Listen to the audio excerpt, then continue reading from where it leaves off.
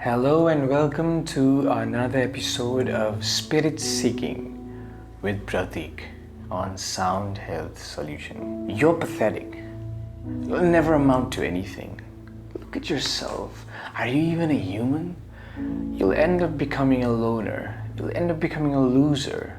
I don't believe you. You are so disgusting. You'll never amount to anything in life. Look at you. Look at that belly fat. You will never be healthy.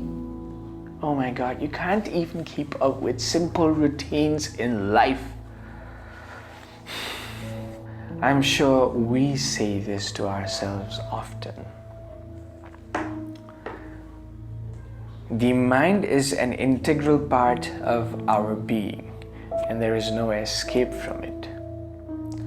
And sometimes we have a good relationship with the mind, and then the mind says, yes, you can do it. While at other times, and most of the times, the mind is always criticizing us. Its nature is always demeaning. It's always trying to put us down. Why? Why is our own mind trying to do that to us? It's okay, don't worry about it. It's a natural phenomenon. The mind does that so that you can become better with each step in life, better with every moment in life. But what usually happens is that we lose the courage, we lose the energy, we lose the enigma to tackle it, to play with it, to overturn it. And then we just start becoming receptors of whatever the mind says to us. And whatever the mind says to us, we see it becoming reinforced in our surrounding, in our life.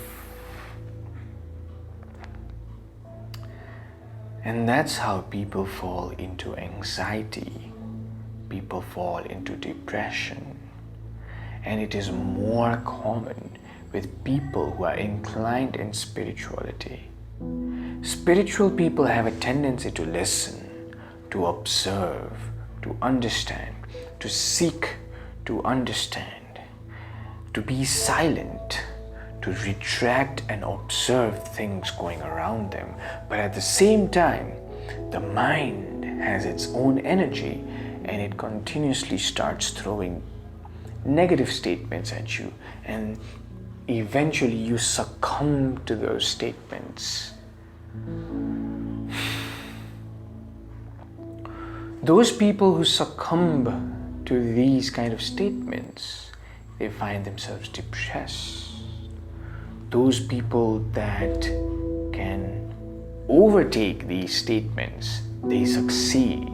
But here we're not talking about whether we want to fail, how to fail, or whether we want to succeed, how to succeed. We are just talking about the art of playing with the mind. See, you can't really try and stop the mind, at least a healthy mind. If you stop feeding it energy, if you stop feeding yourself, you might find yourself being weak and lethargic, and then you might find that you're peaceful. But that's the wrong way to do it. If you want to deal, you'll have to deal with a healthy mind. The mind has its own energy, and its energy is continuously running. The mind is a biocomputer that you have control of almost partially. Just like the muscles in your body, some parts of it are voluntary, some parts of it are involuntary. Some parts of it are conscious, while the other parts are semi-conscious, subconscious, or completely unconscious. So the more you try to dwell inside and investigate your mind, it's almost like trying to investigate the vast universe. The mind is as vast as the universe. Haven't you thought about it? It starts with a dog barking in the neighborhood. And that thought leads to other thoughts of existential crisis. Oh, there's a dog barking. My friend had a dog. Oh, he was speaking about stars. Oh, stars in the sky. What are stars? Oh, the sun. I can never be like the sun.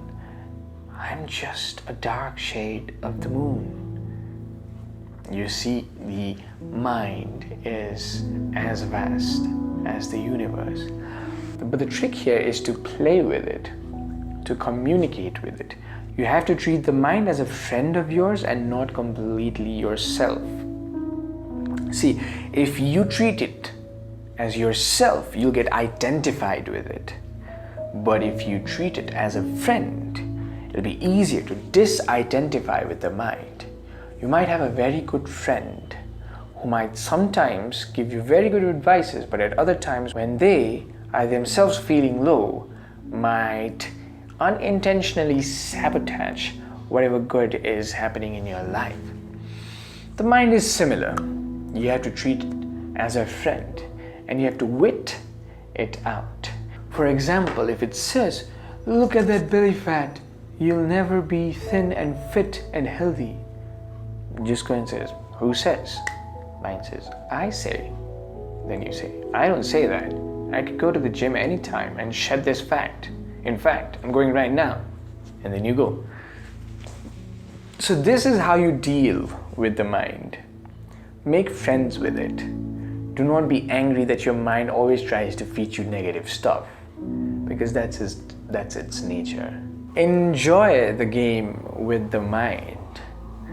And the more you enjoy, the more you start treating it as a different entity, and you do not get identified with it. And the more you get disidentified with it, you'll understand, you realize that eventually it has less power on you. And as time passes and your practice passes, you'll understand that whatever thoughts arise in the mind are just like waves in the sea. The waves might be big or small, destructive, or might accelerate your boat. But deep inside, you are actually the sea, the calm sea, the vast sea. And the more you do this, the more aware you will be of yourself, the more understanding you will be of yourself. You will see what your own habits are. You see what your key points in life are. You will see the buttons that if you press them, you'll accelerate in life. And you'll also see the buttons that if you press them, you become depressed. At least you'll find out what buttons to press, how to take your life forward, what to act upon, and what to not act upon. All of this can be done by, first of all, making friends with your mind. If you like this video, do not forget to like the video. You know what I mean.